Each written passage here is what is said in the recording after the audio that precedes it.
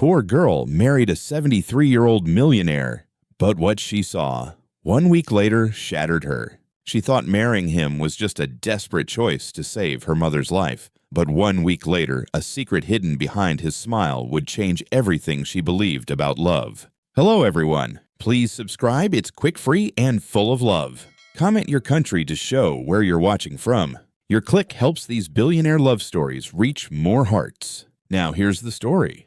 The morning sun painted the Malibu coast in gold. Waves whispered softly against the shore. Inside a cozy seaside cafe called Blue Haven, Emily Carter balanced a tray of coffee cups like her life depended on it. She was 24, bright eyes, tired smile, working double shifts to pay off her student loans and save enough for her mother's heart surgery in San Diego. Every dollar mattered, every hour hurt, and yet she kept showing up because giving up wasn't an option. At the corner table, a man in his 70s sat alone, reading the Wall Street Journal with the calm of someone who owned time. His name was Richard Hale, founder of Hale Tech Industries, a legend in Silicon Valley, retired, widowed, unreachable. But every morning he came to Blue Haven, and every morning he ordered the same thing, a cappuccino with extra foam, no sugar. Emily never dared to ask why. To her, he was just another rich customer who tipped exactly $10 and said nothing more than thank you. Until that morning,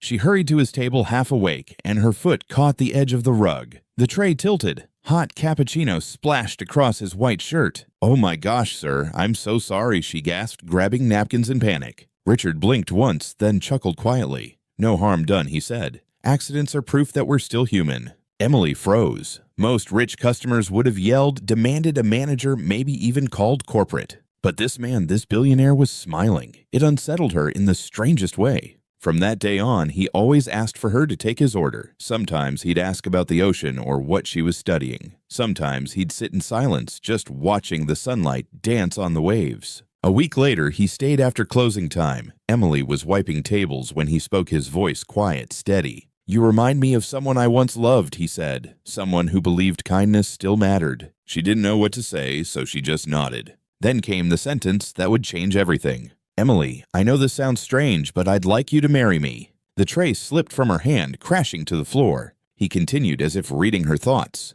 "Not for love, not for show. For 1 year only. I'll take care of every medical bill, your debts, your mother's surgery, everything." Her heart pounded in disbelief. "You don't even know me," she whispered. Richard smiled sadly. "I know enough.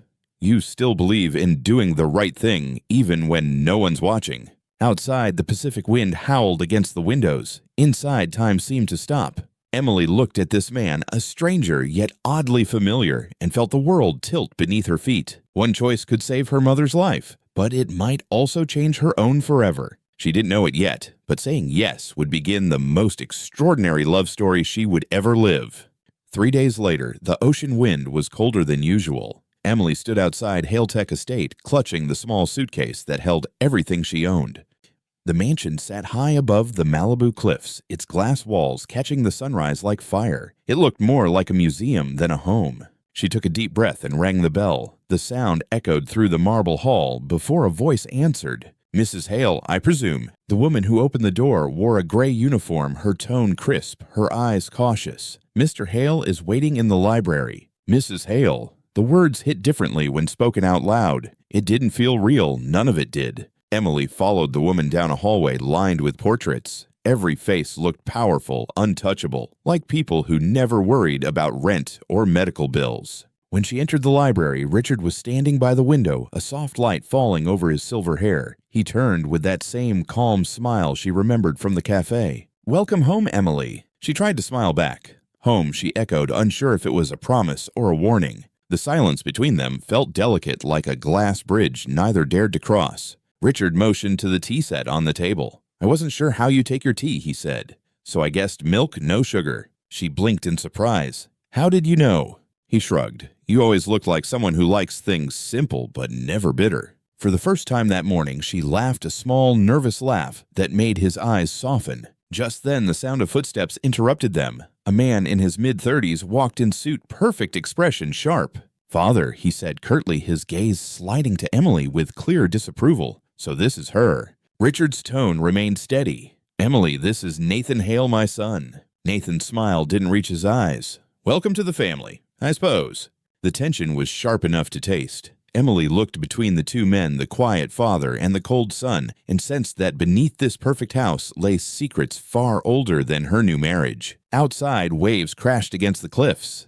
Inside, her new life had just begun, and she could already feel the storm coming. By the end of her first week at Hale Tech Estate, Emily realized the ocean view came with invisible bars. Every door had a code, every hallway had a camera, and every step she took seemed to echo in someone else's control. The mansion was beautiful, too beautiful. Polished marble, quiet halls, paintings of people who never smiled. Even the air smelled like wealth and loneliness.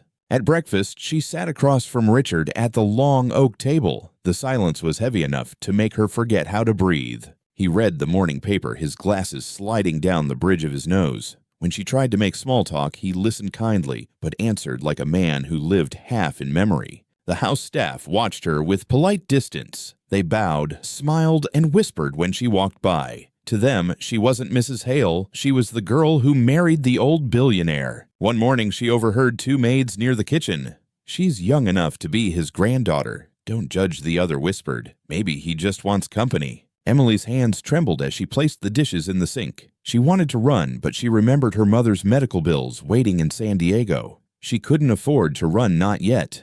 That night, she found Richard in his study, surrounded by books and half-empty glasses of water. "Richard," she said softly, "why does everyone act like I'm a secret?" He didn't look up from his papers, because people don't understand what they fear. She stepped closer, then helped them understand. Finally, he looked at her, really looked. His eyes were tired but sharp. "You think I'm protecting myself," he said, "but I'm protecting you. The world outside this house isn't kind to women like you." She frowned. "Women like me? Young, honest, poor." The words stung. For a moment she hated him for saying them. Then she saw the sadness behind his calm, and the anger melted into confusion. "Do you regret this?" she asked quietly. He leaned back in his chair, his expression unreadable. "No, but I can't promise the world won't try to break you for it." Before she could respond, the door opened. Nathan stepped inside, his voice clipped. "Father, the board is calling again." "They're concerned." His gaze cut toward Emily.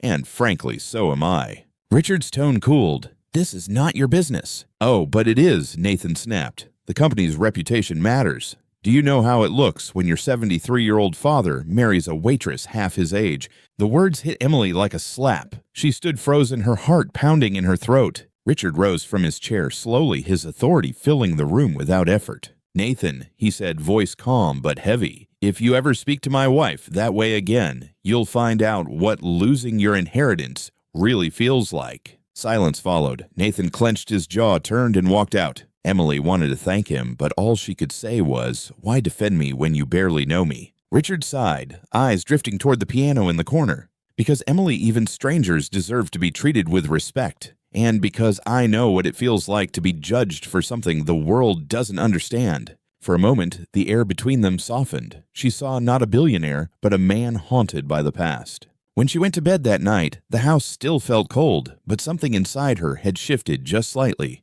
She wasn't sure if it was gratitude or curiosity. All she knew was that behind the walls of that glass cage, she had just seen the first crack of humanity. And it made her want to know who Richard Hale really was. The days turned slower at Hale Tech Estate. The sound of the ocean outside the glass walls became Emily's only friend. She tried to fill the silence, watering plants, reading sometimes, watching seagulls hover above the waves. But every room echoed with the same emptiness. Until one evening, she heard something unexpected. A soft melody drifted down the hallway. It was faint, uncertain notes of Moon River, trembling like memory. She followed the sound to the grand piano in the sunroom. Richard sat alone, shoulders slightly hunched, fingers moving over the keys with hesitant grace. The sunset bathed him in amber light, and for the first time he didn't look powerful, he looked human.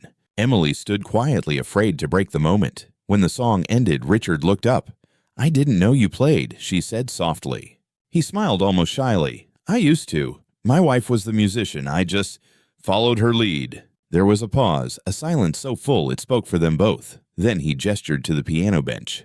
"Come sit. I could use a duet partner." Emily hesitated, then sat beside him. Her fingers brushed the cool ivory keys. "I don't really play," she admitted. "That's fine," he said. "Neither do I anymore." He placed her hands gently on the right side of the keyboard. "Try this note," he said, pressing a single key. She mimicked him, then laughed when the sound clashed. Richard chuckled too, a soft, honest sound that filled the room like light. For a brief moment, it didn't feel like an arrangement or a secret. It felt like two lonely people learning how to breathe again. The next morning, Emily found a small tray at her door breakfast for two and a handwritten note.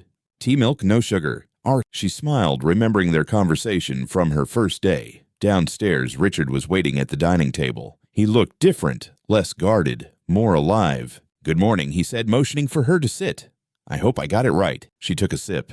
"It's perfect." They ate quietly, but it wasn't the same heavy silence as before. It was gentle, filled with the warmth of simple presence. He asked about her favorite books, her mother, her college dreams. When she mentioned she once studied photography, he asked to see her work. Her cheeks flushed. "It's nothing special. Mostly the beach, the sunset, small things." He leaned forward slightly. "Small things are what make people see the big picture." That afternoon, he surprised her with an old Polaroid camera. "I used to take photos with my wife," he said. She believed every moment deserved a frame. Emily turned the camera in her hand, smiling. "Thank you. It's beautiful." "Just promise me one thing," he said. "Don't take pictures for anyone else. Take them for yourself." She didn't answer, just nodded, but something in her chest felt warm and alive again. Later that week, as the ocean wind carried the sound of waves through the open windows, Emily walked into the garden and caught Richard reading her favorite book. He looked up and smiled softly. "You were right," he said. "This story isn't about loss, it's about learning to live again." She froze for a second, realizing he'd read the note she once tucked inside the book cover. It said, "Some people leave, but the kindness they give stays." The sky turned a deep shade of orange as he spoke again.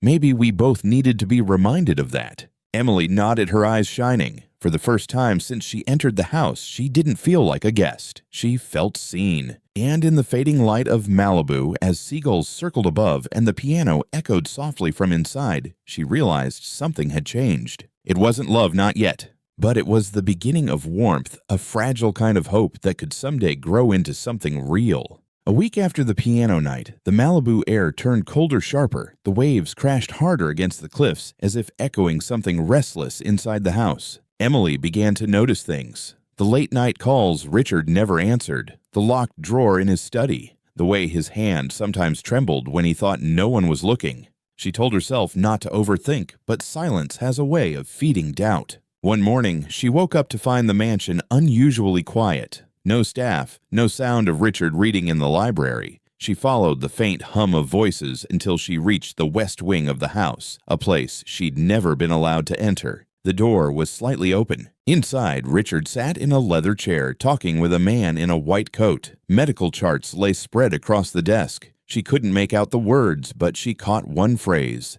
Stage 4. Her breath caught in her throat. When the doctor left, she waited, heart pounding. Then she stepped into the room.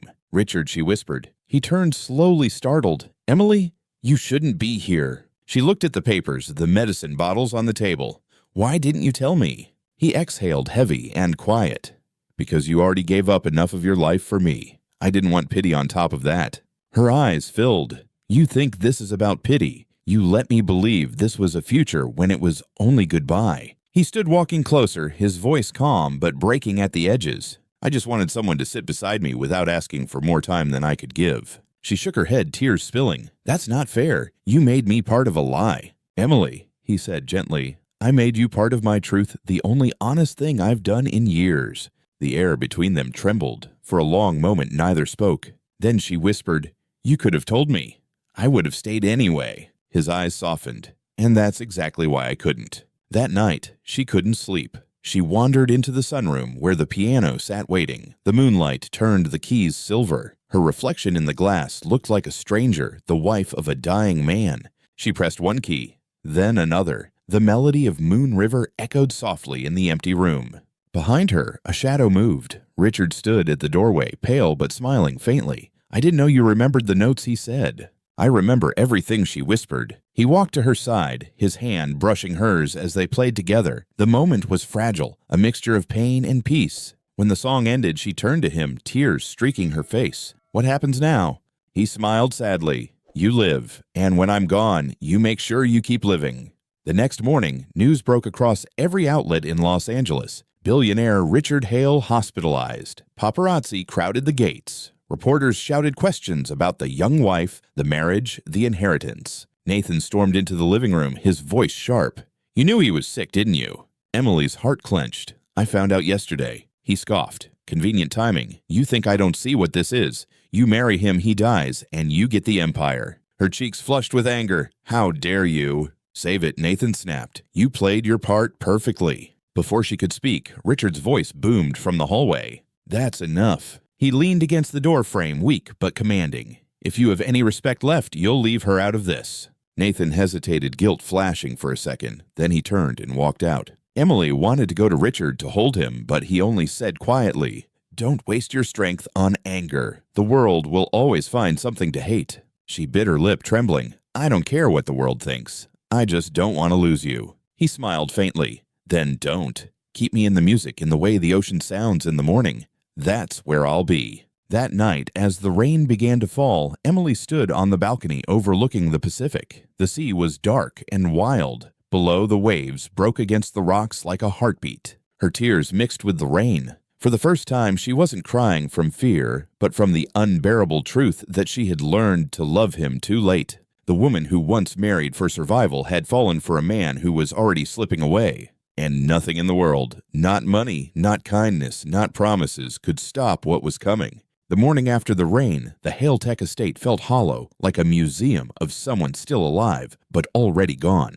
Richard had been taken to a private hospital in Los Angeles. Emily watched the ambulance disappear down the long driveway, its siren fading into the ocean wind. Then there was only silence. The staff avoided her eyes. The newspapers printed her picture again, this time with cruel headlines. "The widow before the funeral, gold digger or saint." She stopped reading after the third one. By nightfall, the mansion was empty. Nathan had gone back to the city to handle the press. Emily stayed behind, surrounded by Richard's scent, his books, his piano, his absence pressing against every wall. A few days later, she packed her things. No one tried to stop her. She took the old Polaroid camera, the one he gave her, and one photograph of the two of them at the garden table, the only picture they ever took together. Then she locked the doors and left the house by foot, walking down the winding road toward the beach. The sand was cold beneath her shoes. She stood by the water, watching waves crash and retreat like breath. For the first time in weeks, she allowed herself to cry. She rented a tiny apartment near Venice Beach, 1 bedroom, 1 window, 1 life to rebuild. The sound of traffic replaced the ocean, but somehow it was easier to breathe here. Every morning she made 2 cups of tea, 1 for herself, 1 for him. The second cup always went cold, but she couldn't stop the habit. She began writing, first in a notebook, then on her laptop. Her words spilled out like the tide returning to shore. "I married a dying man and learned how to live." It wasn't meant for anyone, just a letter to herself to remember that she had felt something real. But one night, on impulse, she shared it online under no name, no photos, just words. By morning, thousands of people had read it. Messages flooded in from strangers, nurses, single mothers, widows, students. They thanked her for reminding them that love didn't have to last forever to be real. A week later, a lawyer arrived at her door. He handed her an envelope sealed in silver wax. Inside was a handwritten note in Richard's script. "If you're reading this, it means I'm gone. You gave me peace when I'd forgotten what it felt like. Don't wear black for me, Emily. Wear color. Keep the light you gave me alive." She pressed the paper to her chest, tears falling silently. For the first time, the pain didn't crush her. It softened her like rain on dry ground. That evening, she walked along the pier, camera hanging from her neck. The sunset turned the sky into watercolor orange, fading into violet. She lifted the camera, clicked, and waited for the picture to develop. When the film slid out, she laughed softly. The photo was blurred, but the light was perfect, just the way Richard used to describe beauty. In that moment, she realized grief wasn't about holding on. It was about remembering without breaking. She went home, placed the photo on her windowsill, and sat quietly with her tea. The city hummed below. The ocean whispered in the distance. And for the first time since he left, the silence didn't hurt anymore. It felt like peace. Because even though Richard Hale was gone, his kindness still lived in the small things in the piano keys that waited for music, in the warmth of morning tea, in the courage to keep breathing when the world had already moved on.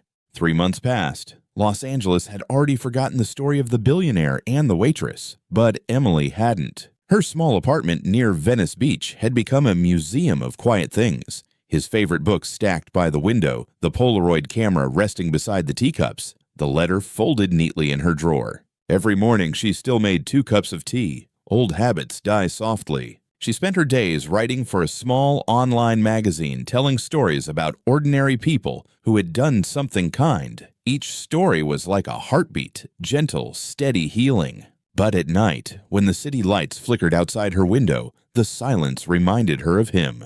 Then one afternoon, everything changed. There was a knock at the door. When she opened it, a man in a dark suit stood holding a briefcase. "Mrs. Hale," he asked politely. "I'm Mr. Connor, Mr. Hale's attorney." Her heart tightened. She invited him in, her hands trembling. He placed the briefcase on the table and unlocked it. Inside was a single envelope sealed in wax. "Mr. Hale requested this be delivered 90 days after his passing," he said. She opened it slowly. Inside was a letter written in Richard's careful handwriting and a folded document stamped Hale Foundation. "Emily, you once said you didn't know what you were meant to do in this world. Now I do. This foundation belongs to you. Help those who still believe in small kindnesses. Don't hide from life. Let it find you again. Always are." Tears blurred her vision. She looked up at the lawyer, barely breathing. What is this foundation?" He smiled gently. "It's a scholarship program for students in the arts. His idea, your name." She blinked. "My name?" "Yes," he said softly. "The Emily Carter Hale Foundation." Weeks later, she stood before a small crowd at a university auditorium. The banner behind her read, "Hale Foundation Launch Day." Cameras flashed, but this time she didn't feel exposed. She felt purpose. She told the audience about Richard, not the billionaire, not the myth, but the man who taught her to look at life gently. "He believed that kindness is wealth," she said, her voice steady. "And he taught me that love doesn't need forever, just honesty." The room was silent for a long time before the applause began. After the ceremony, a stranger approached her, a tall man with gray-blue eyes, the kind that carried a shadow of someone she'd known before. "Mrs. Hale," he asked softly. "I'm Ethan Hale." She froze. "Ethan." He nodded. "Richard's son, from his first marriage." Emily's breath caught. She had never heard his name before. "I didn't come for money," Ethan said quickly. "I came because I read your story, the article you wrote about him." Her throat tightened. "You read that?" He nodded again. "It helped me forgive him.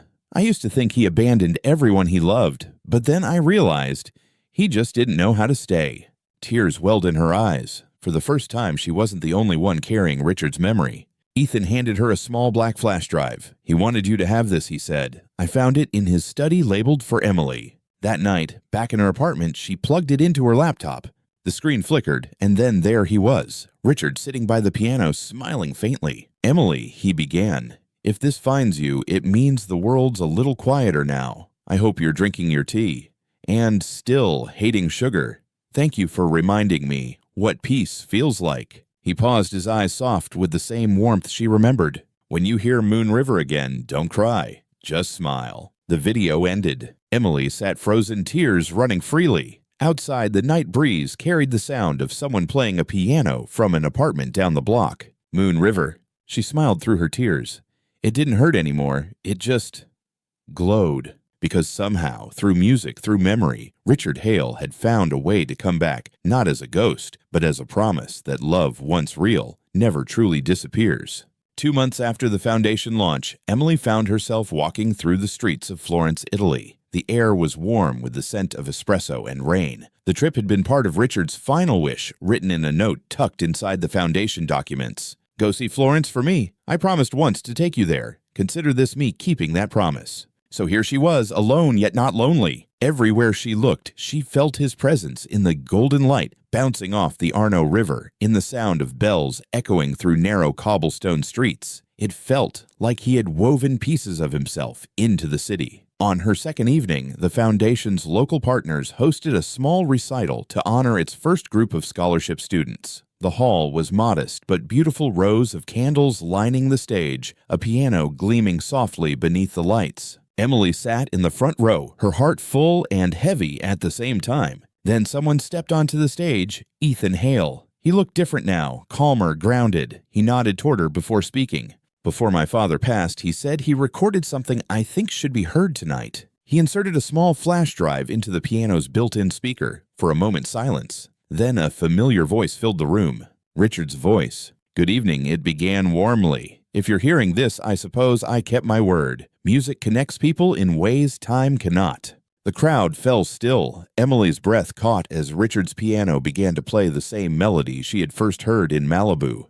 Moon River. Ethan joined in on the real piano, his fingers syncing perfectly with his father's recording. It was like two worlds overlapping past and present memory and reality. Emily pressed a hand to her mouth as tears streamed silently. The melody swelled soft and steady, and when it ended, she stood clapping through her tears as the audience rose with her. Ethan walked down the stage and stopped beside her. "He wanted you to have this," he said, handing her a letter. "He wrote it a week before the wedding." That night, back in her hotel overlooking the river, she opened the letter under the warm glow of a single lamp. "Emily, if I had met you when I was 30, I would have built a life around you. If I had met you at 40, I would have built an empire with you.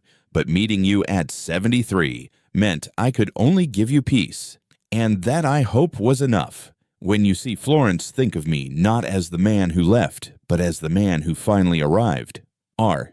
The tears came easily this time, but they didn't burn like before. They felt cleansing, like rain washing dust from old glass. She stepped out onto the balcony, the night alive with music from distant street performers. Somewhere, someone was playing Moon River again, a coincidence, or maybe not. She whispered into the air, "Thank you, Richard." The stars shimmered above the city, and for the first time she felt light. Not empty, just free. The next morning she met Ethan for breakfast. He smiled as he handed her a photo, the two of them standing beside the foundation banner in Florence. "She'd be proud of this," Ethan said. Emily smiled softly. He would too. They clinked coffee cups, the sound small but full of meaning. For the first time in a long time, Emily realized she wasn't looking back anymore. She was walking forward carrying him, but no longer bound by the grief of losing him. Because Richard hadn't just left her memories. He had left her a mission. And as the morning light spilled over the Arno River, Emily Carter Hale finally understood. This was what love was meant to do, not to hold you down, but to set you free. 6 months later, Florence had become more than a city to Emily. It was a second heartbeat, a place where the past didn't hurt. It simply hummed quietly in the background.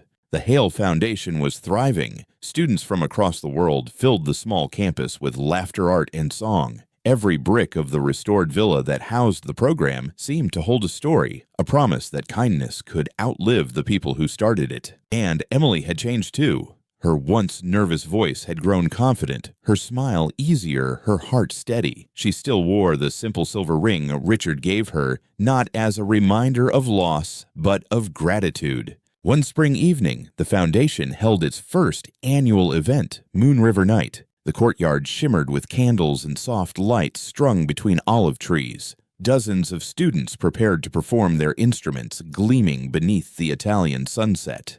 Emily stood backstage, watching them tune their violins, adjust microphones, laugh nervously the way young dreamers always do before stepping into the light. Ethan approached holding a program in his hand.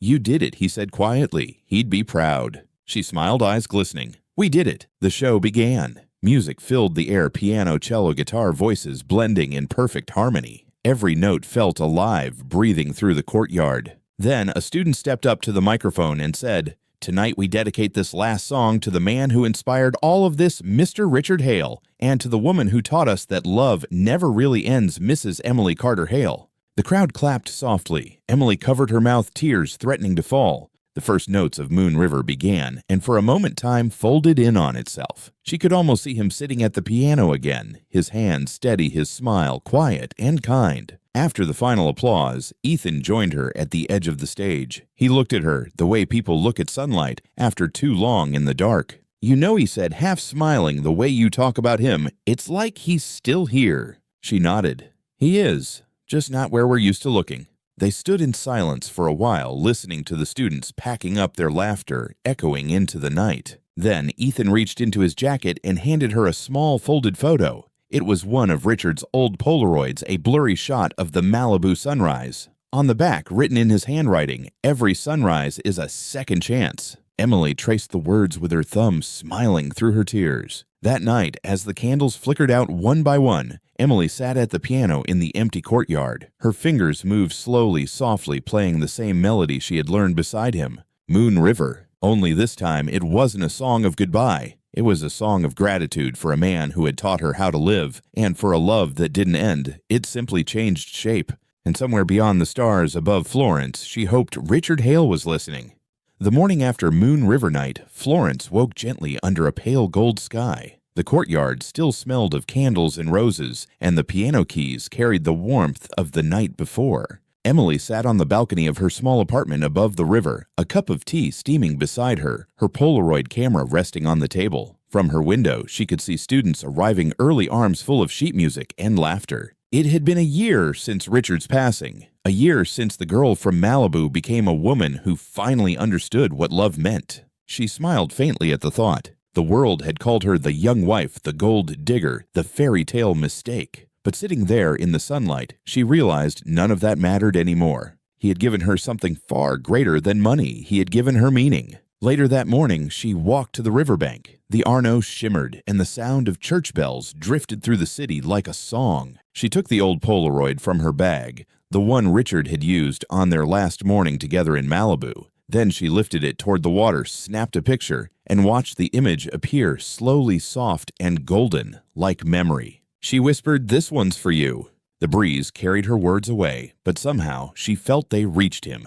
That evening, the foundation hosted a small dinner. Ethan stood to give a toast, his voice calm but warm.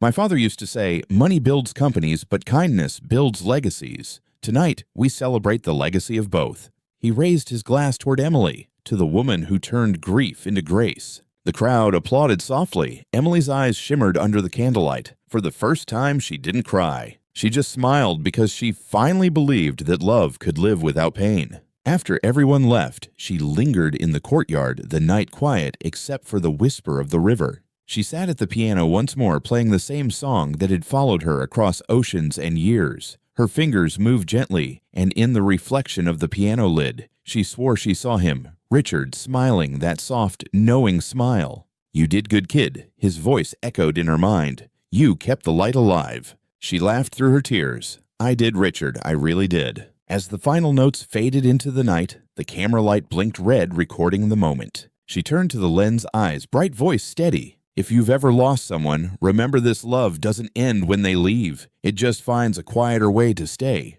She smiled gently, the city lights of Florence glowing behind her. And if stories like this remind you that love still matters, don't forget to subscribe. There are more stories waiting about healing hope and the kind of love that never fades. The screen faded to black. A soft piano melody played the same Moon River she'd once learned by his side. And as the credits rolled, a final line appeared. He gave her 7 days. And a lifetime's worth of love. Then silence, beautiful, peaceful silence, the kind that feels like forever.